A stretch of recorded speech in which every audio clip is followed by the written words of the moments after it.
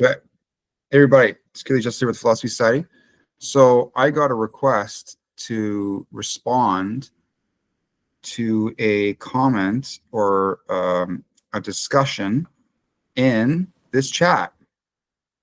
So this is the Kill Pete strategy chat. Pete's a super cool guy. He publishes videos on how to play the game Risk, and he discusses philosophy, and he has a philosophy degree. And so he has this forum in his Discord where he allows people to discuss different philosophical topics. So this person in this, let me get rid of this. This person is discussing this notion of freedom. So we're going to kind of go through this and just discuss it because it's way too much for me to type it all out. It's easier for me to just read it with you and then we can talk about it. And so this Buys 43 requested me to discuss these points. He says, where's Achilles Justice? Something he can sink his teeth into. And then I have been summoned. And so this is the way we're going to respond to it. So you guys can see this. And so the forum starts out at the topic of freedom. And so EvoEXX says, as morality increases, freedom increases. So we got to kind of break this down, right? In a lot of, like, it depends on what you mean by freedom here. Because in a lot of ways, people would say that as morality increases, your freedom is restricted. So for example, Immanuel Kant would argue that we need to live by duty, and there's a whole form of ethics called deontological ethics, where you have a maxim, which is like a principle tied with action, and then that stipulates how you're supposed to act and behave. In a lot of ways, what it does is it actually reduces your freedom, this moral or ethical perspective. So for example, if you're angry at somebody, or if someone, you know, is jealous, they don't have the freedom in this society to go out and assault people or go and kill somebody because they're jealous. Or if you're hungry, or even if you just want something, to be a moral person or to universalize the act, you can't just go around stealing bikes or stealing food or not paying your tab at the restaurant.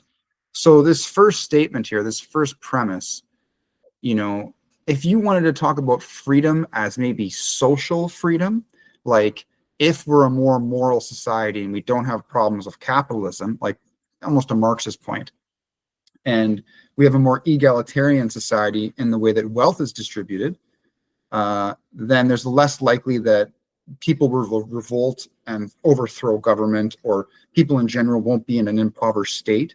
And so we can have a more utopian society if morality was increased. But that's I'm really massaging this statement to try to find some truth in it here. And I don't even know if this person, EvoEXX, believes in that.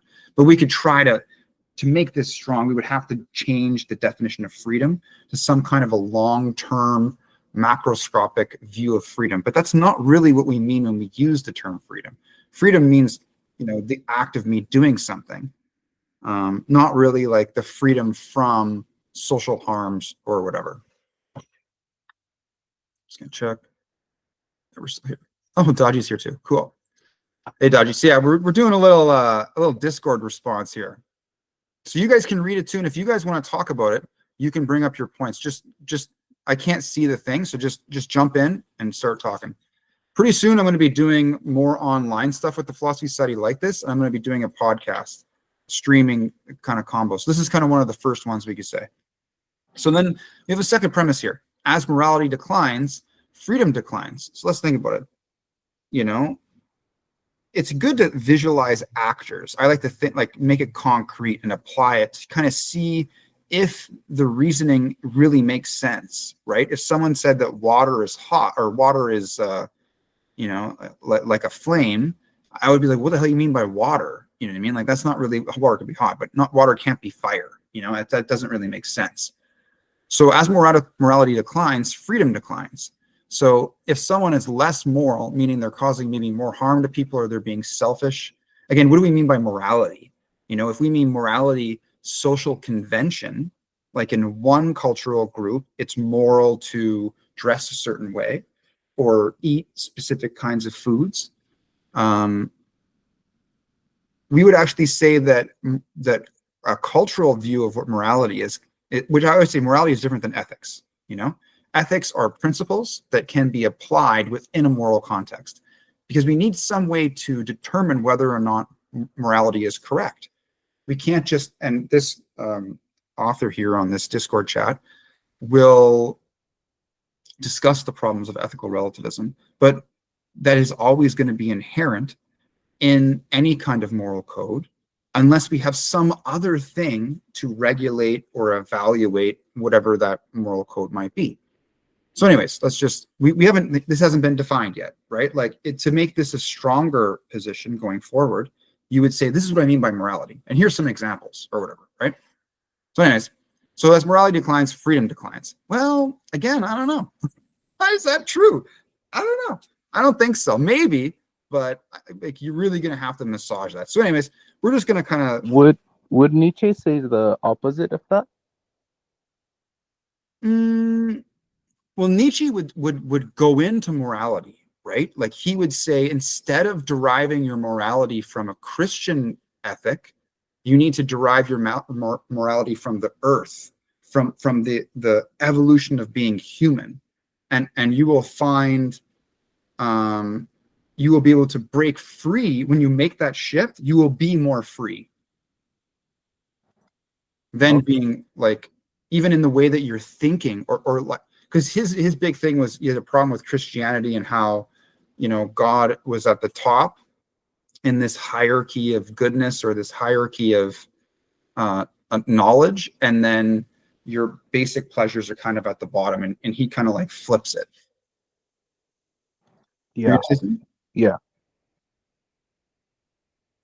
Did you want to comment? Yeah, I would agree. I specifically to the comment that's you know, as morality decreases, freedom kind of decreases. Yeah. I felt like Nietzsche would say the opposite, that as morality decreases, freedom increases. Because, you know, there's this whole thing that he talks about, you know, morality is kind of a product of popular resentment of the few, you know, that kind of elitist standpoint he has, and that kind of like morality just kind of limits the people who have the power to make, you know, important things happen. People like himself, for example.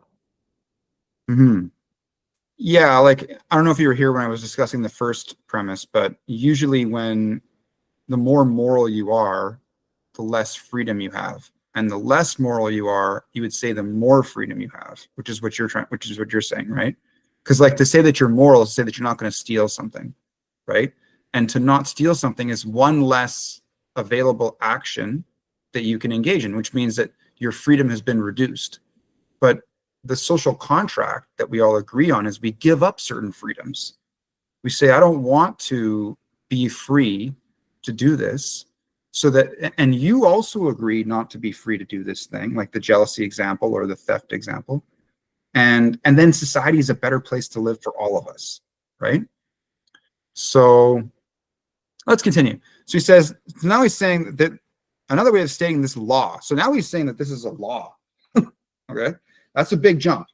Okay, we like when you talk about like the law of thermodynamics or like the law of gravity, basically what you mean is that everywhere in the universe, this is consistent. It's a law. It's like unbreakable.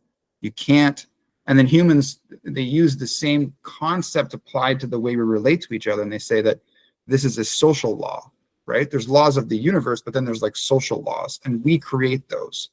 I just had a discussion recently. We want our social laws and our behavior to kind of overlap, right?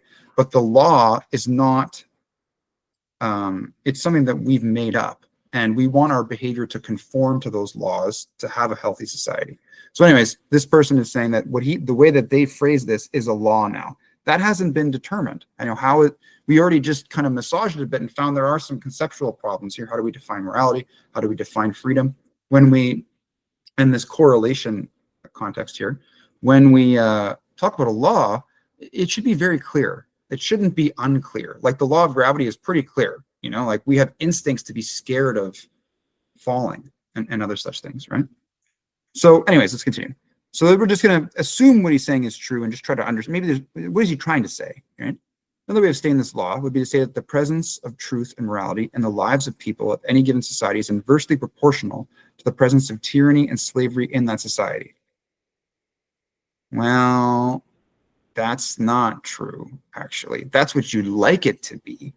But when you look at like the Roman Empire, how much truth and morality was going on with all those people being crucified everywhere. Like that's not, I don't know, that looks more like slavery and morality, right? But they would say that there's truth and morality there, and it's, what do you mean by truth? And again, the moral code, if that was the law of the time and the moral code of the time, then, who are you to say that it's tyranny or slavery, right? Again, slavery is a very distinctly defined term, like the ownership of another human being. And then tyranny, where, the government is being ruled by one person that will use fear as a means of motivation rather than being loved, right? Plato discusses this when he talks about the statesman in his dialogue. So again, like, we'd like it to be that way, but how society defines these things is challenging. And morality, again, we can talk about objective ethics because those are principles. It's just like an equation that we're going to utilize. How we apply that equation is our own ability to be ethical. But again, morality, it is kind of relative, and that's fine. But a moral person in this part of the world could be seen as a very immoral person in a different part of the world. So morality is a hard word to use here. True freedom can never exist in a society that embraces moral relativism. Okay, so he's capping us here. He's putting it right in front, right? So again, what do we mean by freedom? And I think that freedom is very ambiguous. What we mean by freedom. Again, like from what? From constraint, from influence? Are you supposed to just be like a particle in this vastness of consciousness that nothing affects it? Like you're outside of cause and effect. Like, what do you mean by freedom here? Freedom from coercion, like other people are not forcing you to do stuff, or like we said earlier, I have the freedom to do things and the freedom to not do certain things. So anyways, a society that embraces moral relativism, there's no inherent and objective difference between right and wrong. Okay, yes. It's relative to the social group, and humanity may be arbitrarily create or decide right and wrong for themselves. Well, yeah, sure, that's what they think. So let's see what these people say. So he says, do you agree with every single living person on which things are right and wrong? So, okay, what did he say here? And now this guy just drops these charts. Where are these charts coming from? I'm not sure if he made them or what this image is in the back here. So right and wrong, correct based on truth, incorrect not based on truth. Okay, sure. Moral, this is where we get a little confused here. In harmony with natural law. Now, I don't know. Like if you're talking about like Aquinas, like if you're going back and you're going into like, natural law for them is Christianity. And so it's challenging to know what you mean by natural law.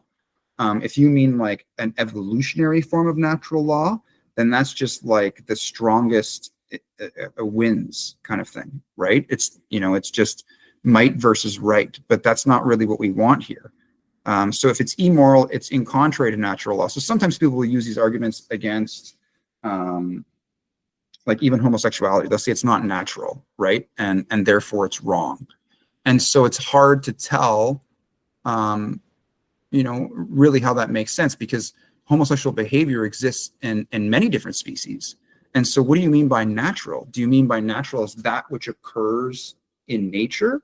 Because if that's what you mean, then there is no morality. Everything is just equal because everything occurs in nature, right? If you were going to say in harmony with supernatural law, like the law of the ghosts, what does that mean, right? So when we use this word natural, it's almost a stopping point for the conversation, because you're appealing to this vague notion of common sense that people know what you mean, right? Unless you're appealing to some specific philosopher where they use this phrase. But it doesn't really make sense, right? Like if an animal is being killed by another animal, like that's the natural way of organisms, predators and prey, and how animals, certain ones are carnivores and they eat to survive. So the ethics doesn't really apply there. And the reason is because those beings don't have agency in the same way that humans do. They can't think of things and the effect of their behavior, or even make adjustments to their behavior if they were corrected based on it. So we apply moral or ethical obligations to ourselves because we have this notion of self-awareness. So actions based that are right do not result in harm to other sentient beings. So again, when the dentist, like they want to fix a tooth, right, it's going to cause actual harm to you. Does that mean it's immoral? No, it doesn't. And then the wrong actions based, and it result in harm to other sentient beings. So again, if I make a mistake, am I an immoral person that I hurt somebody if I wasn't aware of it? And I think as long as you're responsible for your behavior, then it's not that you're being immoral. It's just that's just the nature of existence, right? And why things like communication are important. So I think we need to like have different criteria and not just based it only on a hedonistic or a harm criteria. Now, benevolence and maleficence, so non-maleficence is the duty to not cause harm. That's an ethical principle. So we have one ethical principle in here, right, as a way to determine what is moral and what is not moral. So earlier, when we were looking at this information, right, I said, well, how do we know what moral is and what's this ethical relativism issue? And that's where I said that ethics is the thing that will evaluate whether a moral code is good or bad, right? But morality itself, it makes more sense to just communicate it as it is relative within specific cultural groups, but then you can learn how to be a good person even within that. And sometimes an entire culture might be wrong in the way they're engaging, and it's up for them to figure that out, right? And so how would they do that? How would we say we don't want to have slavery anymore? Because you're using some other thing other than your existing moral code to evaluate that behavior and those values themselves. Okay, so yeah, so there's something good here. It's not as explicit as I'm saying it, but that's fine. So they like the idea of it, but I don't know how universal it is. So the universalizability property, that's something that Immanuel Kant talks about. And then this Arkler guy, he gives some pretty good criticisms here. Not universal at all. None of these things are objective. You might as well say I'm right and you're wrong. So he's just appealing to the ethical relativism stuff and basically just saying that ethics is a matter of opinion, right? And then so this person responds again, why is this knowledge hidden away from people? I'm just going to do a check really quick. Cool. To what ends? So when we're looking at this here, why is this knowledge hidden away from people? What are you talking about right now? Right? Because when we're evaluating an argument, we're always looking at the statements, right? And a statement is made up of, for example, subject and predicate. In this context, Evo EXX has switched from a discussion about morality, which is in the category of ethics, to a discussion about knowledge, which philosophically shifts to epistemology. And that is a much deeper hole, because anything in ethics, you would say you'd have to know that. Even if you disregard, let's say there's only one culture, right? There's only one morality. And you can't drink pop. It's banned. You can't produce it. It's just bad for you, right? You would still have to know what pop is and know what the code is. Don't drink pop. And so that is a knowledge claim. So fundamentally, all ethics and all morality are all resting on epistemology, which is this knowledge discussion.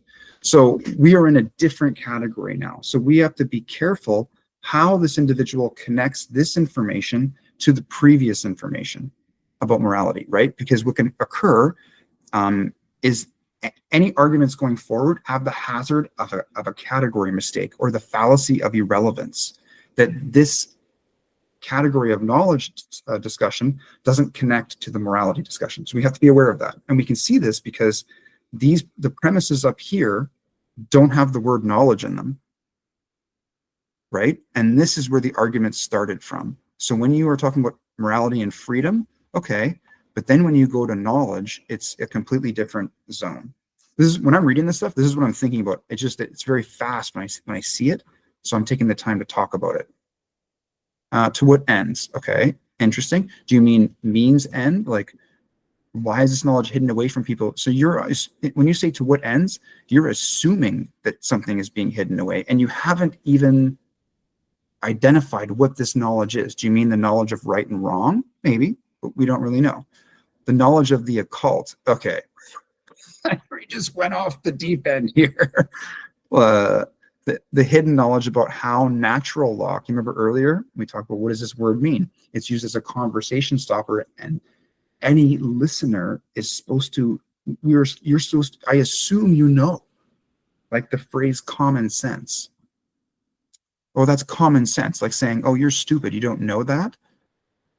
The hidden knowledge about our natural law works and how consciousness works is not commonly known. Okay, consciousness, sure, because you need to study psychology and not everybody does that. Fine. Some people may lack some self-awareness, self-consciousness, sure. Natural law, again, what do you mean by that? If I watch the law of the leopard chasing the gazelle or whatever, and then the gazelle dies, I have a pretty good understanding of what that looks like, or a hippopotamus attacking an alligator or whatever, you know? Or do you mean some moral code? But what is that moral code based in? It can't be based in our animalistic instincts, because then you can justify a whole bunch of violent and non-consensual behavior, right? Like when my dog goes to the park, all these other male dogs are jumping all over her. That's not the natural law that we would think we want to apply to humans. So what is it based on? And if you go back to Aquinas, it's based on Christianity, right? So is that what this person means? Maybe. We haven't seen that yet. What are they trying to claim? I think natural law has been said 2 times by 2 people so far. You've explained. What are they trying to claim with it the 2 times they mentioned it? That it is good, or that because it's in nature and it's beyond us, it just is what it is? I'm saying that I'm going with the second point, that they're saying it's good, and they're almost assuming that you should already know what it is. But if that was the case, people wouldn't do bad stuff, right? If it was like the force of gravity, like if being a moral person was like that, then no one would be bad ever. It would just be like gravity. It would just, when you pick it up, it falls, which is what it does, right? But that's not how it works to humans. And you can just test it. You know, like they did this experiment where they put like a $5 bill. It was like sitting on the desk, and the researcher left, and they just want to see how many people would take the $5 bill. You know, it was like 70%. It was a huge number of people. So, you know, humans are not necessarily like, what is this natural law? You know? Okay. So that's why it's not it means to say esoteric. It's not given to the masses. Okay. What does that mean? Like, again, if you want to study psychology and consciousness, you can do that, right? You can study neuroscience. If you want to study the experience of consciousness, you can meditate, and that's a thing.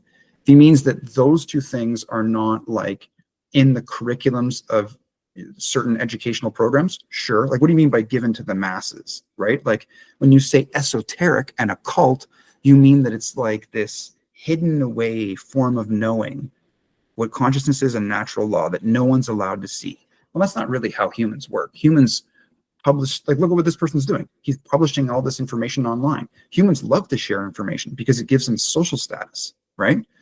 It is reserved for the few, unless it's like an actual cult, right? Because cults, and this is why the Philosophy Society is not a cult, cults are based on withholding information until an individual is invested enough that they almost just, they wait. It's a manipulation tactic to increase delusional thinking. So you see this in Scientology and like the Solar Temple Club, right? And they wait to tell all of the information about the belief structure only after, specifically with Scientology, they've invested enough money and are very integrated into the social context. So I don't like natural law. Like, what do you like? This is, again, super far.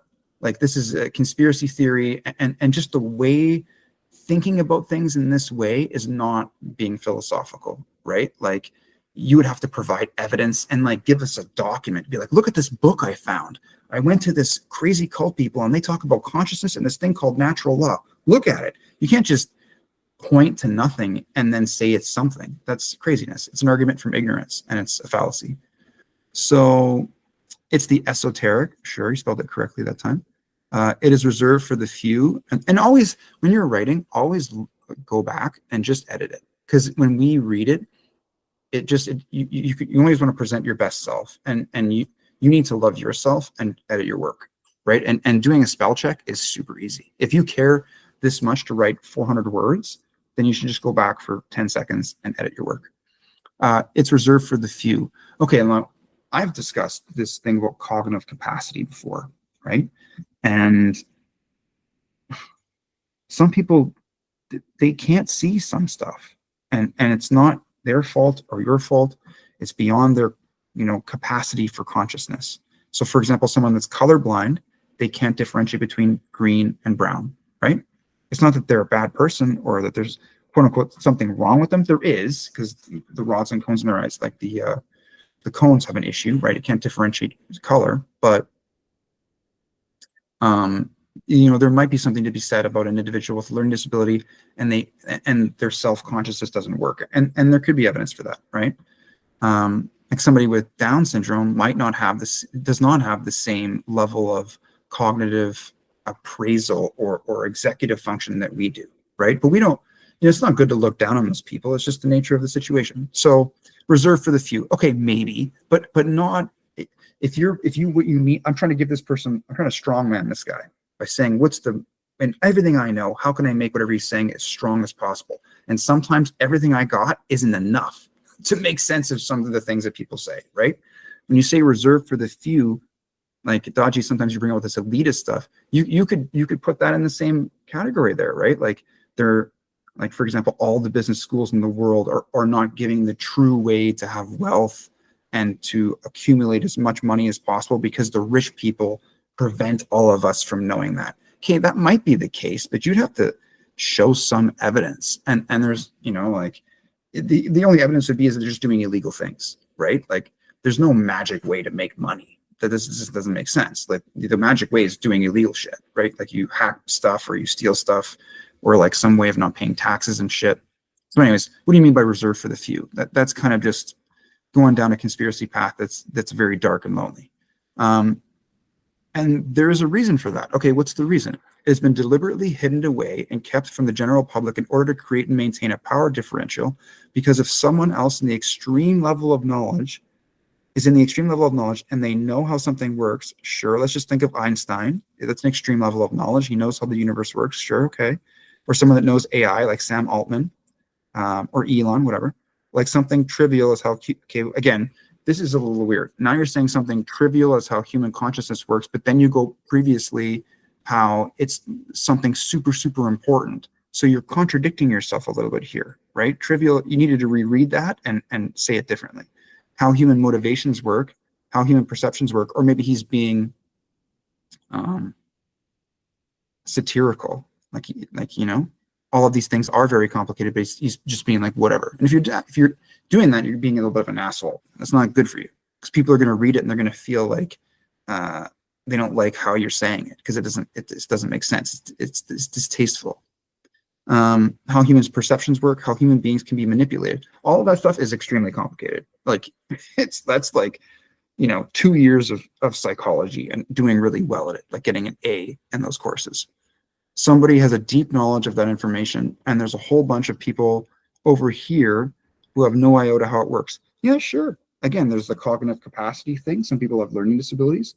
That's sure. But it doesn't mean that there's like a deep state, Sith Lord who's keeping all of this information away.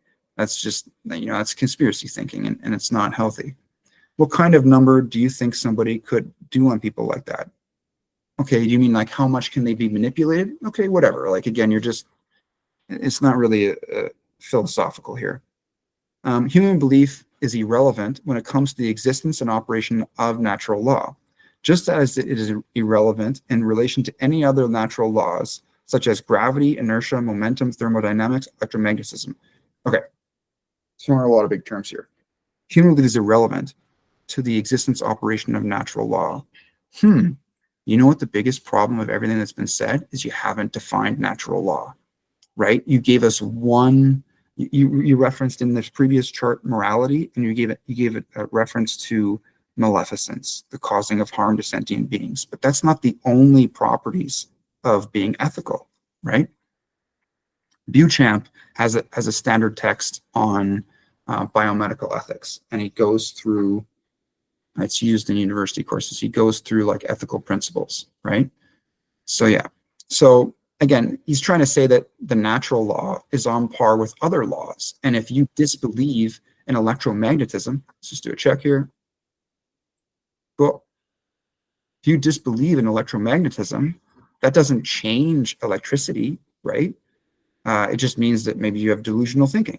But when we talk about this natural law stuff, like maybe you could say karma, maybe, but even then, it's, like when you think of the suffering that has come to a family and one of their family members was murdered, right? It's a serious, shitty thing. And they catch the person that did it. Even if that person was killed, it doesn't bring back the individual. It doesn't reverse the pain and suffering of the experience of being murdered, right? So if you wanted to talk about this natural form of justice, like there's this natural balance in the world, the only way that the Hindu philosophy can make sense of karma is to talk about reincarnation. That the people, they had to create this whole new thing that we're like, okay, where'd that come from? To explain how people that don't suffer enough will suffer in the next life. And Christianity does it with hell and stuff like that, right? So again, we're not really making sense with what's being said here because natural law has not been defined yet. And so what's going on is the fallacy of begging the question or circular reasoning. You're using the premise to justify the argument in the conclusion, but you have to prove that premise is true. You can't say that the premise cannot be supported on the conclusion, right? Okay. Similar to such other phenomena in nature, the workings of natural law require no belief in order for them to be discovered and known. Okay. Again, if you just mean that nature exists and when you do shitty things, it hurts people, you don't need to know that you're doing shitty things for those people to get hurt. But for you to be a good person, you might need to know some things. And knowing about ethics, I think, would help.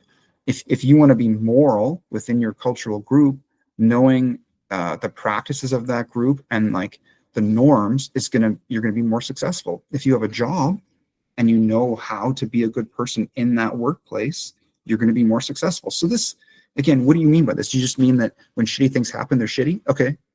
Yeah. So what I'm saying is, okay, sure. Your belief will not change the natural law. Okay, again, what do you mean by that? But your inquiry into it can lead to an understanding of it. Okay, there you made some progress. So what's going on is this person's writing and they're learning about what they believe as they say it. And that's why writing is good, right? But you really need to read your work and edit it after because your thought process may not make sense, right? To people that are reading it, because writing is useful in the sense that it's like kind of objective. It's beyond you in this moment. And what I mean by that is you can have an idea and write it down, doesn't really make sense, and then you can come back to it and you can make it better. And so writing is great because you can keep on refining it until it actually says in the simplest way what you're thinking or you want to express. So, okay, so before he says that, your belief doesn't matter, but inquiry into it can be good. Okay, sure. You can develop the knowledge of it as you're willing to open your mind and look into how these laws function. Okay, so we're talking about opening our mind and seeing how laws function. Sure. You haven't told us what these laws are, though, so I don't know what I'm looking at, right? When we talk about opening the mind, that's almost a psychobabble phrase that New Age spiritual people will say, like, you have to open your mind, and that's good. And as scientists, we want to have an open mind too, so we can learn new things. But there's this one funny comic. It's like you don't want to open your mind so much till your brain falls out, right? Okay. So you can develop the knowledge of it if you're willing to open your mind and look into how these laws function. Sure. Okay. If we can see it, I don't know where I'm looking at. And what we're getting at is a result of disharmony with them. So again, this person is commenting on there are natural laws. You can just abstract the term goodness the natural law is goodness. What is goodness? I don't know, but let's try to work with it. And we are not being good. Okay, sure. Christianity says the same thing, that you're born into sin. Okay, I guess. I don't believe that, but sure. That's that cultural way of seeing things. Natural law, definition, universal. Okay, so again, work on your grammar, reread your stuff. Like, it's good to write it on a Word document first, and then you can just copy and paste it, right? And take 5 minutes too, always, especially when you're engaged in a philosophical discussion with somebody, because one person said something to me. I literally took almost a week. It was on this Discord chat, almost a week. And I wanted to respond right away. That's like the Achilles in me. I just want to go out and fight. But I don't want to be an asshole, because it's your emotions in the moment. And when people challenge your beliefs, your fight and flight mechanism can get engaged. And you can feel like you're actually in a fight. And it's important to always just calm down and think again about what you want to say, and read what you're writing. Okay, so natural law, definition, universal. So the definition of natural law is that it is universal. It's non-man-made. Okay, interesting, right? It's something we're supposed to be doing, but it's not made by us. Okay, sure. It's binding and immutable conditions that govern the consequences of behavior. Yeah, but someone brought this up recently. I think it was Bill Burr. I was watching some little short on what he was saying, and he was criticizing Elon Musk, but he was also talking about Hitler. Not to put the two guys in the same category. They're not. It's just, and he said that Hitler caused so much suffering to the world. Like, millions of people died. And when he had to face the music, he took the easy way out and shot himself in the head. He didn't like a mature adult or like a man go in there and face the consequences of his own actions. He just offed himself. So, when we talk about the binding and immutable conditions that govern the consequences of our behavior, that person did a lot of damage, and his surrounding group. And some of them at the Nuremberg trials, got executed, I guess. But does that really create this sense of balance to the does it govern? What is it governing? What do you really mean? Do you just mean that there's cause and effect, that when you get hit, again, it doesn't mean anything, right? Natural law is a body of universal. Okay, now the category of what we're talking about is just expanded, right? Natural law, so we've been saying this often, is a body of universal spiritual laws. That religious tone comes back, right? Which act as the governing dynamics of consciousness. So this person is trying to connect morality to consciousness, which is true, but it doesn't mean that it's independent of humans then. It is part of humanity, right? And the spiritual part, again, what are we going to say about that? Where is the spirit? Point to it. It's not something that's empirical in any way, right? If you just mean your experience of being, then sure. Your memories of other people, then sure. But there's other ways you can explain it without the conceptual issues in the term spirituality. Okay. So this guy's just kind of chirping them, in your opinion, but not the opinion of everybody. Every single part of what you talked about, there is judgment made by humans. True. That's an epistemological claim, right? That a premise can be true or false.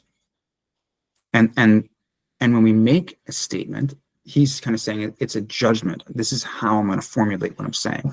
Even the laws of science are still just human guesses. Well, I would disagree with that a little bit. A law is something that is universal. And you could say it's a guess in the sense that why is it a guess? Well, it's based on an assumption, for example, that these specific properties are constant in the entire universe. In this environment that goes beyond our body and our mind, this universe that includes us, there is consistency, and that consistency, we have a way of representing it, and that representation is a law. Human guess, kind of, yeah, within that context, right? That's what we mean by law. But to just say that if you phrase law like creationists will do this, they will say that evolution is just a theory, and that's supposed to devalue what it is. Well, if evolution is a theory based on evidence, what is creationism? It's also a theory based on the lack of evidence. If they're both theories, creationism is less, right? And in that gap, you have faith, right? So it's not even a theory. It goes beyond that. It's less than that. And again, in a religious context, a religious person would make faith look really nice. They try to make it look really bright and beautiful, and it's the answer. But it actually, from an epistemological or a logical standpoint, it's not. And psychological, right? Okay, so we go back to the author of this. Truth can be understood not to be found as an opinion, rather an objective fact and reality. Again, what do you mean by truth, right? There is definitely a confusion here on what truth means. I like to take the stance from Wittgenstein that truth is a function of statements, right? A statement can be true or false. Now, when you're talking about truth and reality, what you're really saying is that there is a connection between the statement and the actual events, the state of affairs, things that exist. And if I go to, this is a mouse, it's used for a computer, is it true? And if you're connecting mouse to that object, that's what true would be. But they're not the same thing. Truth is about the words I'm using. Reality is different. Yeah, to say you can't would be to say that you can't know anything. That's not true. That's not what knowledge is, right? And true justified belief is the standard. There are problems with it, but it's the standard working model of what it means to know something. And it's based in, with semantic knowledge, it's based in statements, right? If it's procedural knowledge, like how I'm doing stuff, then language is not relevant. It's a way of being. Okay, let's continue. Ackler, if you choose to understand it that way, sure, but you can also choose to understand it as a subjective sense of something being correct. Okay, what do we mean by this? That's crazy a little bit. An objective truth is a nice idea in theory, but it can only exist within the framework of human understanding that humans have created themselves. Well, no, 1 + 1 = 2, independent of humans. Like, that's what reality is. Reality is that which exists independent of humans, and there can be some quote unquote statements or arrangement of ideas or representations that is objective. Anybody that perceives it would agree. And its truth is independent of the perception of any being. If all the humans died and there was a plaque that said 1 + 1 = 2, and some other being observed that, or quote unquote God observed that, it would still be true. Doesn't matter for humans. The truth comes from something being consistent with that framework. Sure, that's the other model of truth, the coherence model. So Acklar is arguing the coherence model of truth, that for something to be true, it's because it coheres within its own belief system, like a scientific community, or in the cultural convention of how we refer to things. So the reason that it's true that this is a mouse is because that's what we call it. Everything to do with the world around us is subjective because we each experience it differently. Yeah and no. Like, Kant talks about objective reality, and I wrote a paper on it. And fundamentally, like, time and space are two, Kant would say, a priori intuitions we have that is objective. Our subjective experience could not exist without them in the way that they are. And our sense of self always being present in everything that we do is also one of those elements that's objective, that our experience wouldn't exist without a self. Okay, let's continue. So yeah, what do you say about this? Yeah, everything we do in the world around us is subjective. Well, again, I don't know. I just don't agree with this. It's just not, like, it's like, what he's trying to say is, like, if a tree falls in the forest and no one's just there to hear it, does it still make a sound? And it makes a noise, like there is the physical particles moving in the air and organisms could perceive it. But if you mean sound as a perceptual phenomena, like the ear has to process that data, then yes, it wouldn't make a sound because there was no human to perceive it, but it's making noise. It is doing that because there's information going through the air, and you could pick it up as sound if a human was available. But again, this is not really what we mean. This is it's not a clear way. Like, it's sometimes humans get confused. It's like they get skeptical, right? And they don't know how to make sense of stuff. So they just kind of give up. And they say everything is subjective. There is no objectivity. And like, you evolved with the most sophisticated sensory apparatus that we really have, and cognitive mechanism. It's pretty good, and within the realm of what it evolved for, you're usually pretty accurate in everything you do in an objective way. It's not like it's not like I'm not actually looking at a computer screen, or I have like a light on me. Like, objectively I am, right? So I think it's important to understand what we mean by objective and subjective. By subjective, we just mean the uniqueness of your experience. But there are properties fundamental to experience itself that all beings have to have. Otherwise, they wouldn't be a being. It's just, and that's objectively true. It's the case all the time. And as you take those properties away, their subjectivity will go. If you hit somebody in the head and their brain doesn't work anymore, there is no more subjectivity, right? So the author of this thread here says, truth is the expression of all that exists. Truth is simply that which is, and all of that which is encompasses the truth. Okay. Again, this person is confusing reality for truth. They're different things. Truth is simply that which is. Well, no. Reality is that which is. Okay? And you can use words that are true to that reality. All of that which is encompasses the truth. If you use words about that which it is, it will be true. We can still, like, I can still talk about fictional stuff and it be true for me to say Harry Potter was a male, right? But Harry Potter is not. Harry Potter isn't an is. Harry Potter is a fictional character, and I can have true statements about that fictional character. Like, language is not, like, we can imagine stuff, and we can, and that's part of the reason why we're so intelligent, because we can problem solve more effectively. Not just visualization, we have like language, and the combination of all that makes it that we can say statements about things that don't actually exist. So true statements are not contingent or directly relevant on what is real. And that's the beauty of fiction, right? And we can enjoy it too. This means that ultimately the true is comprised of all information in all space-times. He really means to say reality, not the true or the truth. Frequencies and dimensions of existence. So just the universe, sure. Truth is unwavering. It simply is. Again, you're confusing truth with reality. Reality, watch, you can tell, because if I switch the words out, it makes more sense. Reality is unwavering. Reality simply is. Yeah. Truth is unwavering. Well, kind of.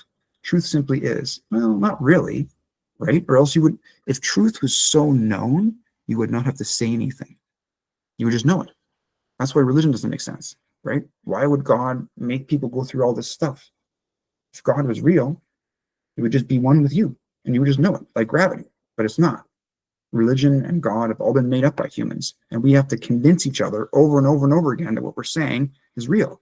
But you just don't intuitively get a belief in God. Someone told you about that. Okay. Truth is unwavering, simply is. It is only our perception that wavers either towards the truth or away from it. Okay. Yeah, perception.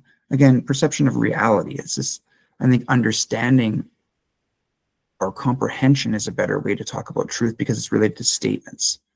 Perception and reality is a bit different, because I'm perceiving my environment, and this phenomena is connected to the noumena in a Kantian way, reality. But you never really see reality. You never see the thing in itself. I'm always part of my experience, and so I can't know something independent of me. Okay, truth is simply that which is. Again, you're confusing reality with truth. Some will attempt to sell you the lie that there is no truth, that which is true can never be known, or that it's only our perceptions of the truth that compromise reality. Yeah, I disagree with postmodernism that there is no such thing as truth, but this individual still is confused about what truth is. You should read Wittgenstein. You would like it. At worst, there are philosophical investigations. You can read both, like the Tractate has to. At worst, there are deliberate lies about those intentionally attempting to mislead us. Sure, okay, but if you're philosophical, it doesn't matter. That's why philosophy is so important.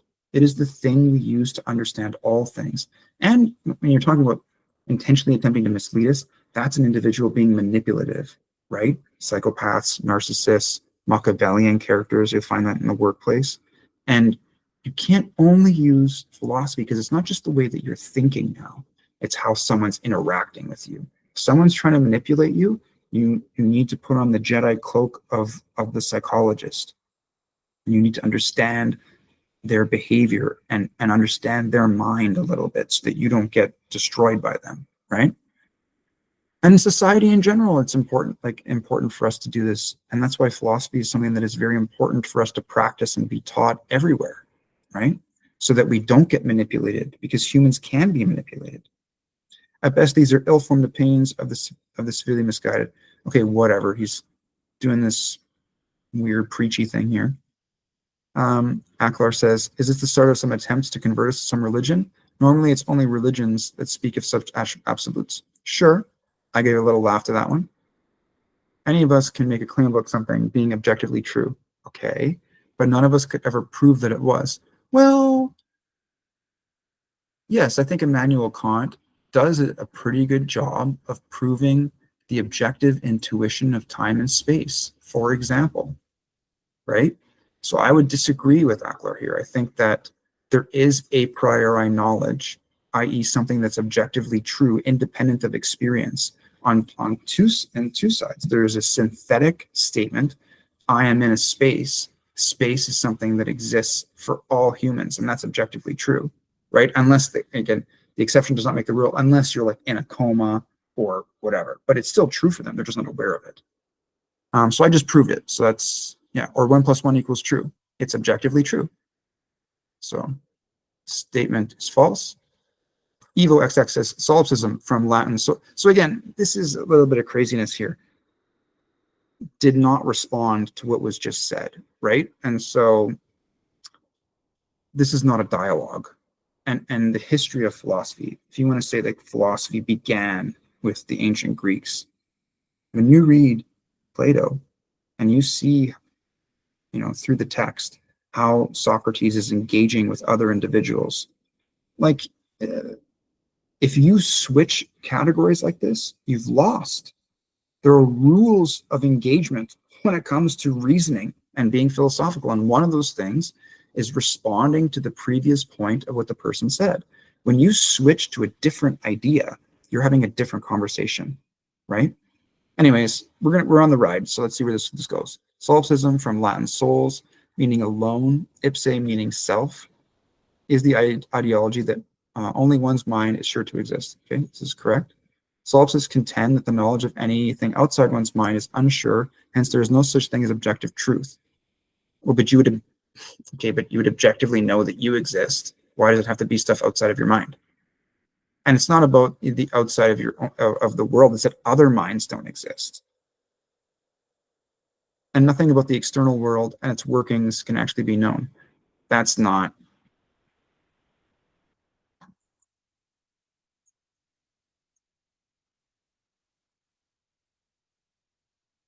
Yeah, the self. But as a self, I'm still having, I don't know if I agree with that. I'm still having these experiences, right? Like, you can go back to the Descartes discussion, I think therefore I am, and Descartes is skeptical of everything, and the only thing that Descartes knows that exists is that he's a thinking being. And he says, well, how could I know of my external reality that even it exists, right? And he distinguishes between mental phenomena and physical phenomena, and substance is the difference, right? This stuff is made of some substance, whereas my mental phenomena is not. And he says, well, how do I know that I'm not being deceived by an evil demon? In my dreams, an evil demon tells me that nothing exists, kind of thing, or whatever, And fundamentally, it comes down to God. Descartes just says, God is good and God wouldn't do that. Therefore, that's how I know that the world outside me exists. But solipsism, you know for yourself that you exist, but I have to infer the existence of other minds. And it's clearly, you can't just do it from a phenomenological perspective. That's part of the mistake. There needs to be an acceptance of the human condition is not just you. You're part of humanity. And it doesn't make, like, how did you get here? Like, if you're really gonna go down the solipsism train, okay, I exist, I'm here right now, I'm seeing things, my cat's here, I don't know about any of this other stuff, but how did I get here? Okay, well, you're a human. Okay, what's a human? It's an animal. How do I know that? Because I can see that, because the only way for me to have sight, to see the other humans, is if they existed. There's no way for me to see them, even though they're in the external world, unless they existed. So therefore, they exist, right? But whether or not they have minds, again, this is a very poor philosophical position, for the same reason that I gave. My mind couldn't exist without them, right? And if you have two theories, I'm the only mind that exists, and there's all this crazy stuff around me that I don't know that exists, in with that. And then the other theory would be all these other minds exist with me and we evolve together, and I have my own independent consciousness. This theory makes much more sense than having to say that all of the stuff that I perceive just doesn't exist. It just doesn't make sense, right? Like Hume said that experience will take over. If you try to tell yourself that you are just a conscious being and you're not a body, eventually that part of your brain will stop working because you're starving yourself and you're just going to eat something, right? Your experience will just take over. You can be skeptical until you're blue in the face, and then once you get blue in the face, you're going to eat something. Okay, anyways, solipsists contend that the knowledge of anything outside one's own mind, hence there's no such thing as truth. I think, okay, so this is garbage. All right. So the person that summoned me to this conversation, Bytes43, says, so using that logic, moral behavior follows truth, while immoral behavior follows lies, right? Okay. So now this guy just drops these charts. Natural law expressions. Again, we have not really defined that except for that position on sentience and causing harm. Expression can be positive or negative. Generative plurality, what we use to create. Love, consciousness, fear, unconsciousness. These categories do not make sense, right? Like you can say that, like maybe you dissociate and you put it out of your mind, things that you're scared of. And again, conscious and unconscious, that's from Freud, right? What does it mean to be unconscious of something? Like you undid something, right? In Freudian psychodynamic theory, this stuff doesn't make sense, right? Like the unconscious, what is that? Fear does not function this way, and it's not in contrast with love. It's more in contrast with being stable and feeling and experiencing arousal, right? I think love and hate are a better polarized category, but that's not what's going on here. Initiating expression, how it starts. Okay, sure. I'm not sure what these things are supposed to be. Plurality, expression, internal expression, external, and then manifestation. Okay, so he's just trying to talk about how like ideas generate and they start within the self and then they kind of go out into the world. So that's interesting. We could talk about that. This is not necessarily going to be the way it actually occurs. We would have to look into that. That's an empirical question. Okay, what happens inside us? What happens in society? The result we create, sure. Knowledge and ignorance. Knowledge is an acceptance of truth. No. Knowledge is something that is true, that we believe, that we can justify at the very least. That's semantic knowledge, sorry. Ignorance is a refusal of truth. Well, ignorance, not really. It's sometimes there's willful ignorance, but you can be ignorant and not be refusing truth. That's actually not what it is, right? Ignorance is when you just don't know and you're speaking from a position of knowledge. So, yeah. Okay, sovereignty, internal monarchy, no. Like you're your own king, and this is a poetic way to explain it. But sovereignty is like your own autonomy, your freedom to be. It goes back to that freedom point from before, to be and do your own thing. Confusion, internal anarchy. Again, anarchy means no rule, right? And confusion is different than no rule. Confusion is a lack of comprehending, right? It's not that you don't have rules. You just you don't understand something. It's confusing. The information is not systematized in your mind where you can explain it in a way that is coherent. That's confusion, not anarchy. Okay, I'm actually going through this chart. External expression, what happens in society? Sure, we can talk about that. That's fine. Freedom, external anarchy. No. Freedom, again, what do we mean by freedom? Do you mean that you're outside of cause and effect? Does it make sense? Do you mean that you're being creative? Do you mean that you could say that there are no rules? That could be a form of freedom, right? But we need to be clear about that. Control, external monarchy. Again, just using this, it's they're kind of just taking these ideas and finding connections between them, but they don't actually. When you talk about categorically, these things don't make sense in the way that they're demonstrated here. So what I'm using is, in my mind, I'm visualizing a Venn diagram, right? A circle, everything that is that thing goes in the circle, and then you see how the circles overlap. So when you say control, all the things that represent control go in the circle. Everything that doesn't is on the outside of the circle. So where does external monarchy fall in? Well, it's not in or out, it's confusing. It's not that clear, right? Manifestation, the result we create. Okay, sure, whatever. This goes back to the expression. So natural law expressions. This doesn't make any sense. How does any of this have anything to do with natural law? Again, what do you mean by natural law? And yeah, how is this stuff natural law?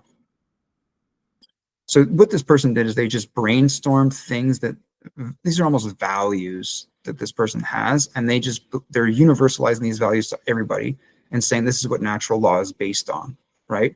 Order and chaos, manifestation of good and manifestation of evil. Jordan Peterson talks about order and chaos. Like, you can bring these things up, but I don't think that reading this chart makes it any easier for people to be more moral, right? Like when you're in the moment and you there's money on the table and you could take it. How does this chart guide you in your feelings and your actions, right? Aristotle wrote the Nicomachean Ethics, and in that he discusses morality or ethics fundamentally, and he talks about the development of practical wisdom. And you need to be in situations to learn and how to execute virtues within that situation, like being courageous or being wise, whatever, having temperance, like being calm. And so you could kind of try to massage that out of this a little bit, but not really, right? These are not really virtues in the same way. They're things that people may value, but it's different than what Aristotle was talking about. So Ackler says, I disagree with fear being negative for one thing. That's very true.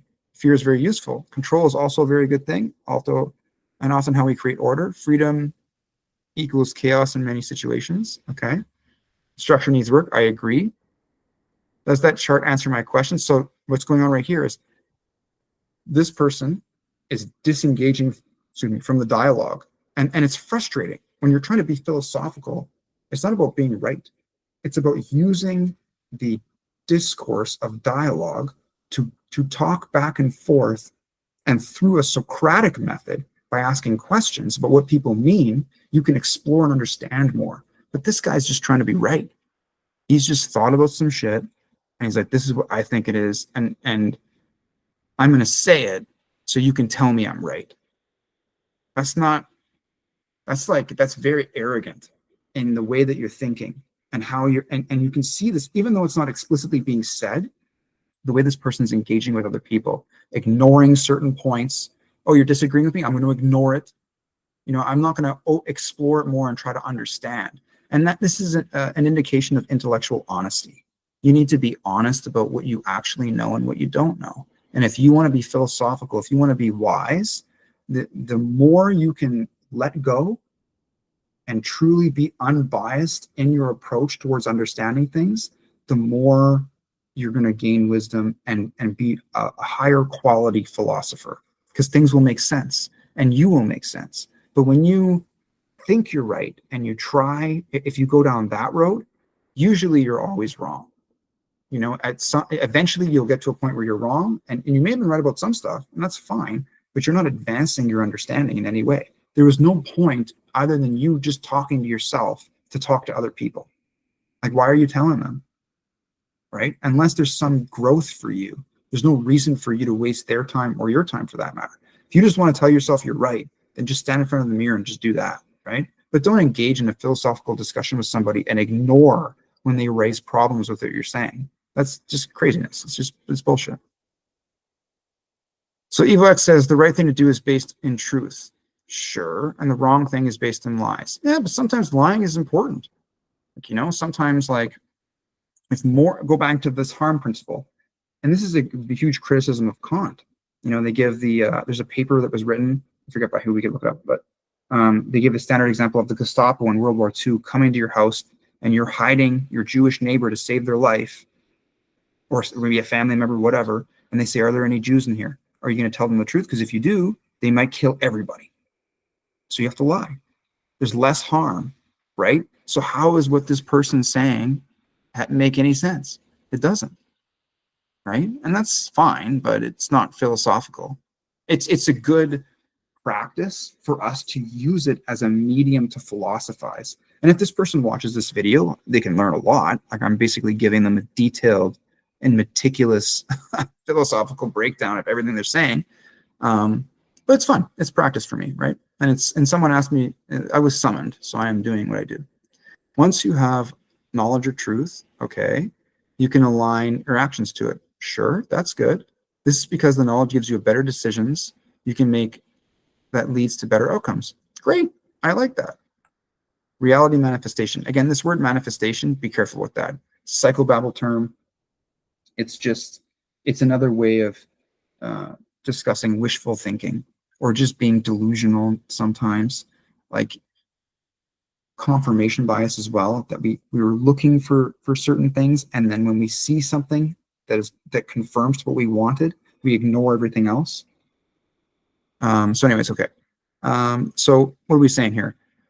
Let's start from the bottom because it's going up. So there's knowledge or ignorance, available information. This constitutes all potential forms of data that might be gathered. Okay. Processed and understood and acted upon by individuals. Sure. So this goes with the decision-making process. Processing. This person needs to study psychology and philosophy in university. That's what they need to do. But they're doing good. Like, if they made out, this is a pretty good chart so far. Decision-making process is processing of available information which takes place within the human mind and becomes the life choices of each individual. Okay, again, I think individual choices and then life choices are two different things. We have to unpack those two. I think you need to categorize different types of decision-making processes, but whatever. Understanding and confusion. I don't think understanding and confusion, that might be, okay, yeah. Those are different. I talked about this before with understanding and confusion, right? I brought that up. And it's interesting how this person has this word here now, but it's not the case that a decision-making process, if you're confused, you can still make decisions, right? And so when you understand things, your decisions, like, that will affect your decision-making process, but it's not an either-or situation. Some things might be more confusing, and there's different types of decisions, right?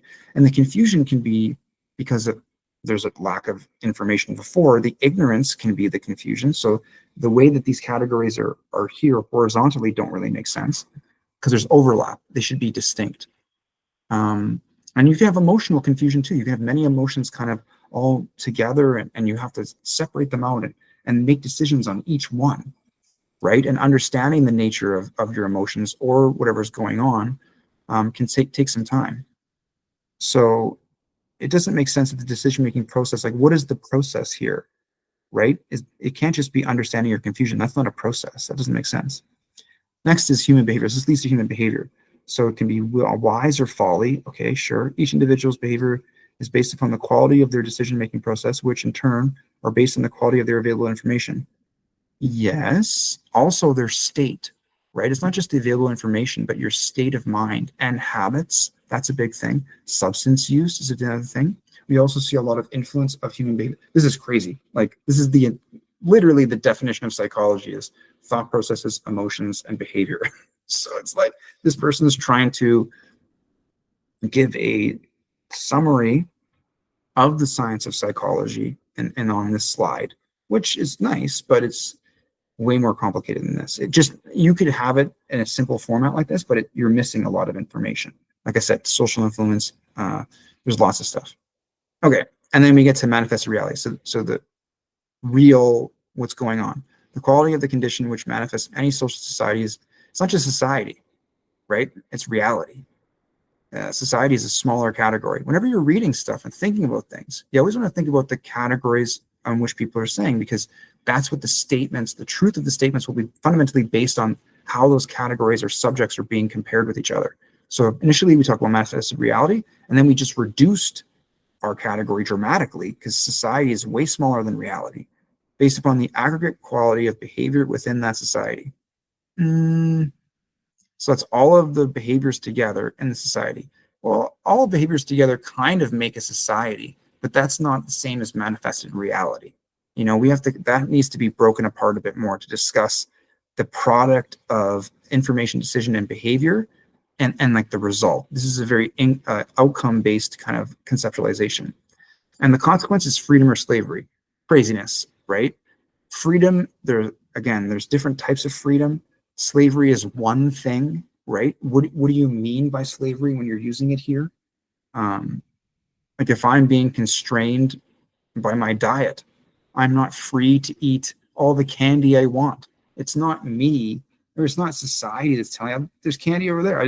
I should know that if I eat too much of it, the available information, I'm going to get diabetes, right? So me not eating the candy is not an example of slavery. I don't have freedom. So this freedom or slavery is a fallacy.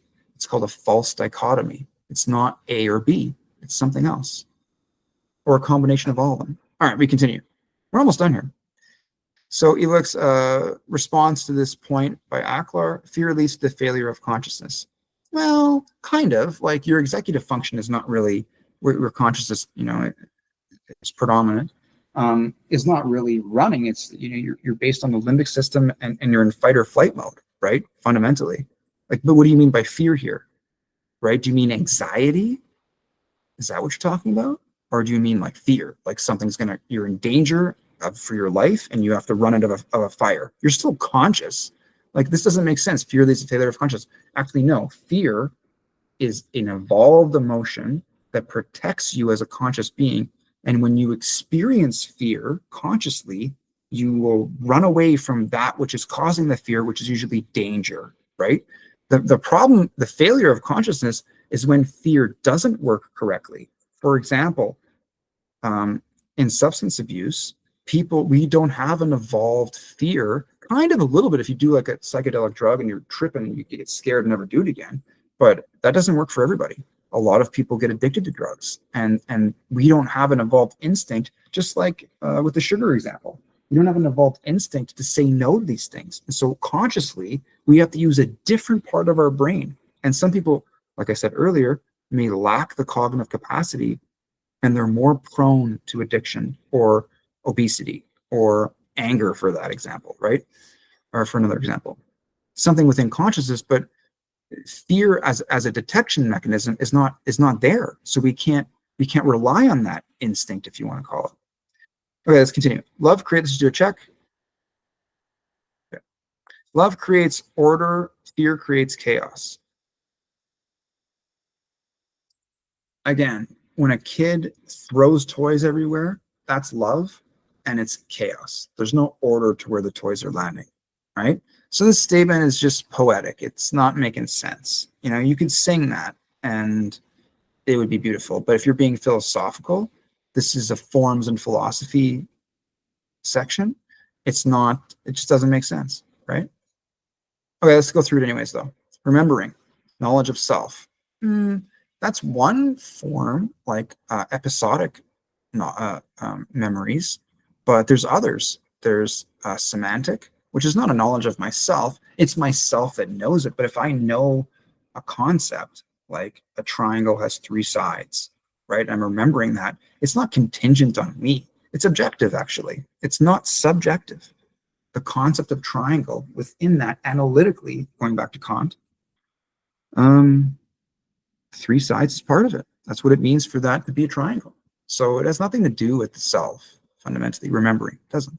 Part of it does. You can remember things about yourself, sure, but that's not it.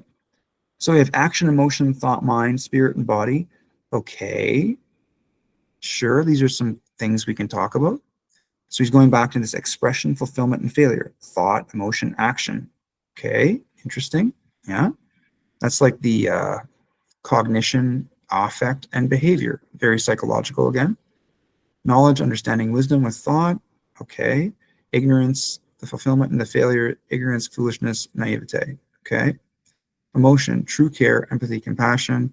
So he's just kind of putting these categories together. I don't know. There's an empirical way we can go through this. We can analyze this conceptually and see if this stuff fits together. I don't really want to waste any more time going through it. Fear is an illusion. Again, this person, there's something going on with this person that in their psychology, that's what I believe, that is letting them come to this position. There's the Achilles justice summon right here of fear all the time. I'm not really sure where it comes from. What are you scared of? Right? Are you scared of something like self-handicapping? You're scared of being successful, and you negatively affect your ability to be successful. You're in fear of success, or the imposter syndrome. Like what's going on here? And they say the internal manifestation of love occurs when the essence of this polarity has reached its full expression within an individual. This state of consciousness could be referred to as self-love. Okay, that's interesting. Let's read this again. The internal manifestation of love occurs when the essence of polarity has reached its full expression within an individual. So that polarity thing that he was talking above, let's go up here. Generative polarity, what we use to create. So we can create love or fear. All right. So manifestation of love, yeah, is the essence of this polarity.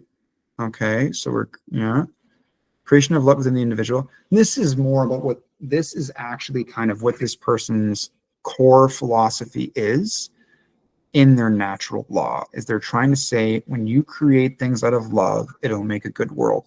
Kind of problem with that is the, horror movie psychopath that eats people loves it, right? So what do we say to this person? What is the polarity there? They would argue it's causing less harm, but the psychopath could just justify it and say these people are meaningless. There's a whole bunch of things that they could say. So we can't just rely on, quote unquote, the subjective perception of love, right, in creation as necessarily good. We have to have a couple more criteria. Like previously, you mentioned the not harming criteria, which is good. The state of consciousness can be referred to as self-love or balance. Well, sure, but I can also create things for others and I'm loving them, right? This individual has united his or herself through will and self-control. I refer to this expression of love as dominion. What's going on here? United their self through will and self-control. Okay, so those are two other things, which is good. So when you have will and self-control, that's dominion. So you have your dominion over yourself. So the individual has obtained a sense of rulership over their own basic instincts. Okay, consciousness. So there's a lot of Freud in here too, right? The id, ego, and superego. The superego and ego have dominion over the id. A being in a state of dominion rules the kingdom of the self. Yeah, very similar. This type of rulership is real, not an illusion. Yeah, self-control is important. Of course, it's real. For it has been created by an act of will. Sure. Dominion, therefore, well, self-control is self-love. Okay, sure. The internal manifestation. So part of the solution here coming out of this individual is this self-control leading to not harming others, which is fundamental at this person's philosophy. Fundamental at this is what the natural law would be: self-control, not harming others, creating new things out of this love that doesn't harm other people. But again, I think autonomy needs to be entered in here at some point, right? Because if I go to the dentist willingly, I am being harmed, but I'm choosing to do it, and we have to look at the long-term perspective. This little bit of harm is way better than having like your teeth rotting. The internal manifestation of polarity of fear occurs when the fear has invaded the consciousness of the individual. Again, what's going on here, buddy? Like, that's not really what fear is. Like, are you literally like ergophobic and you can't leave? Like you're in paranoia? Like that's like, we have to talk about, like, we need to talk to a psychologist now, like a clinical psychologist. if fear is really that intense. Like if someone is really actually in that state of fear, they need to see a psychiatrist or a clinical psychologist, because it's not functional.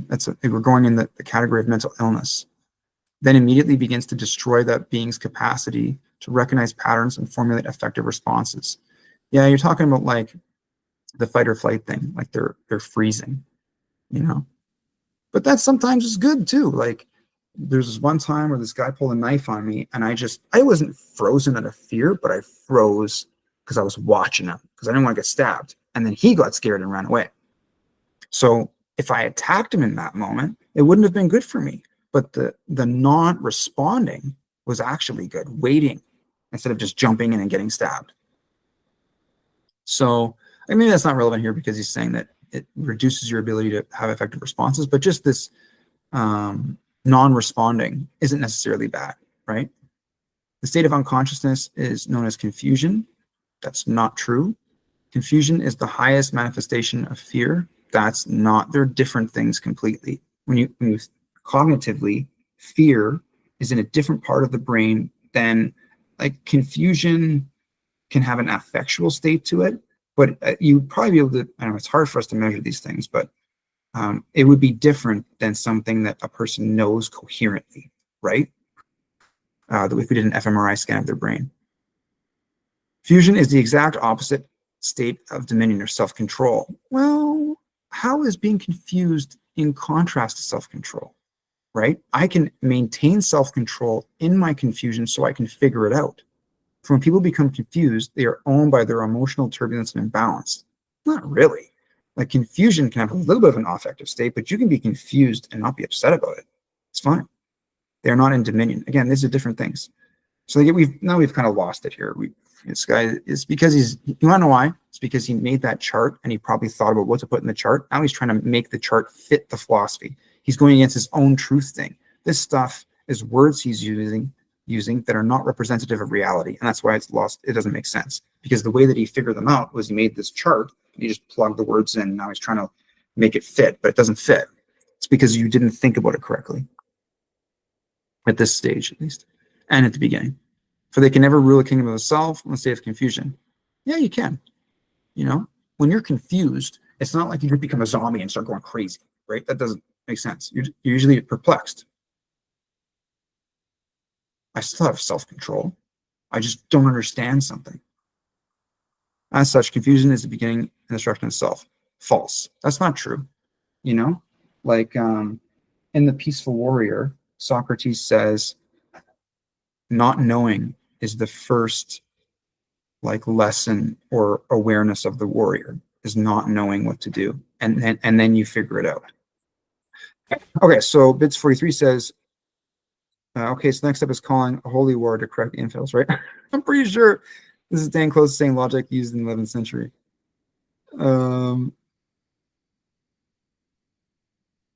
Yeah, I don't know. When you take a false belief system, you act on it. In this case, we're talking about laws that govern our behavior, natural laws. Sure, yeah. Bytes 43, you're just being funny over here, but you didn't. You needed to just read what this guy's saying. It's a little convoluted, I know, but he's saying something else. It could be taken that way, which is a problem, and I hear your concern. So, what do we got here?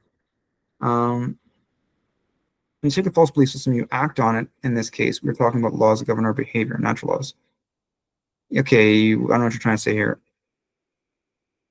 I don't know if you're responding to this or if you're continuing with what you're saying earlier. When our actions are misguided, we get wrong outcomes. That's why we must understand the truth to align our actions. True. Okay. So, I don't know. I think that the takeaways are defining our terms. Like, when we're going to define our terms, let's just start there. And if there's disagreement, don't continue with your argument.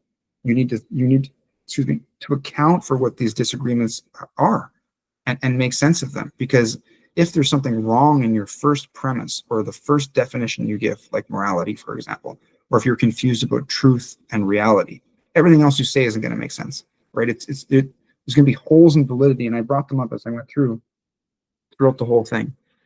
And don't make your philosophy fit the explanation. Like, don't create a chart or a column in a row, chart thingy, and then just try to make shit up to put in the square. Maybe that grid is just not representative of what you're trying to understand. It's when you're understanding things, I think it's better to think categorically, at least at first. There can be issues with categorizing stuff, that certain things don't fit and other things have no place at all, like, or some things look like they fit, but they don't match certain properties. There's a gradient system to the way that humans categorize stuff, and there are problems. Wittgenstein goes into this with the family resemblance stuff. And so, but starting with your definitions is a good step. And if at least you and the other person can come to an agreement, then as a discussion mechanism, you can move on to later stages of the discussion. But if you're not responding to people in the discussion, then, what's the point of even talking? And if you can't clarify what those definitions are in the beginning, other things aren't going to make sense. You're going to find yourself in the fallacy of ambiguity or equivocation. And that's not good. It's not wise, right? And it's not philosophical, because it's nonsense. There's a little bit of stuff in here, but it's a lot of nonsense at the end of the day. And I would invite Evo EXX to read Aristotle's Nicomachean Ethics. I would invite them to read a little bit of Nietzsche. I think, there's a book on the will to power that would be interesting for them. I would refresh my Descartes. I would read a little bit of Freud to be a bit clear about what Freud said about these things, with id, ego, and self-control stuff. If you really want to be up to date, you can look at current research papers on self-control, on impulse control, what the nature of fear is. I think that you need to look at, how fear reacts in the body and its evolutionary adaptations that it's given us. So yeah, like, I think it's a good effort. It's a good start, but you need to go to school. You need to have a professor that has read all this stuff, and you need to write essays for them. You need to study the textbooks. And, this is an indication of the difference between someone who's just reading stuff on their own and they're guiding themselves, and you don't notice where you're wrong about things. Like, you talk about the value of truth. What are you doing to make sure that the things you're saying are actually true? And I'm not saying that the university has everything that's correct, but if you're going to spend this much time writing all these things and thinking about them, you owe it to yourself to take a couple of classes. Take intro philosophy, take intro psychology, and see how you feel. If you want to do a little bit more, do early modern philosophy. You'll talk about Descartes. Do ancient philosophy. You'll talk about Plato and Aristotle, right? And you need to take some cognitive psychology, personality, and you can study some stuff on emotions and stuff like that, because that's all the things you're talking about here. And then you'll be able to communicate in the future. This is for Evo EXX, the author of the start of this forum, to people that you'll make more sense in your own mind. And when you talk to people, they'll agree with you more because you'll make sense to them. And as a philosophy discussion mechanic, people are talking to you, man. You can't just ignore what they're saying. That's being ignorant. That's willful ignorance. It's just saying, I don't hear you. I'm going to ignore what you say. Read what they're saying and think about it. If you want to be philosophical, you want to be wise, if you want to be right, you have to accept when you're wrong.